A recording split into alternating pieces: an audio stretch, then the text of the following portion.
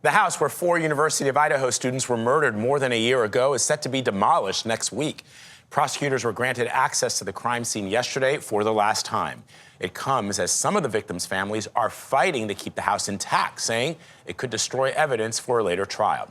A judge has entered not guilty pleas on behalf of the suspect, Brian Kohberger. If he is convicted, he could face the death penalty. Jonathan Vigliotti has more. Grisly details of how 4 University of Idaho students were fatally stabbed in their off-campus home rocked the tight-knit community of Moscow, Idaho. Authorities say Ethan Chapin, Zaina Kernodle, Madison Mosion, and Kaylee Gonzalez all died at the hands of Brian Kohberger back in November 2022. Yes. With the trial date pending, Steve Gonzalez is still waiting for justice for his daughter Kaylee. Until then, he's fighting to keep that same house where she was killed from being demolished. The house was considered the largest piece of evidence that they had.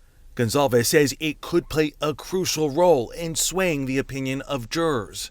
A computer model is not going to be the same as them being able to walk through and go through those steps and go through those rooms.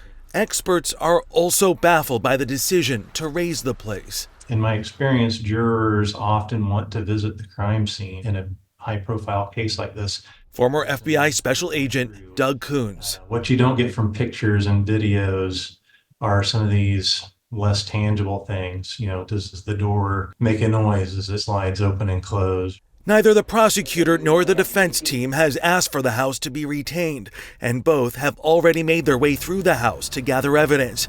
Officials at the university, which now owns the property, decided that come Thursday, the place is coming down, saying it is time for its removal and to allow the collective healing of our community to continue. Yet not all community members agree. Thousands have signed a petition to keep the house standing.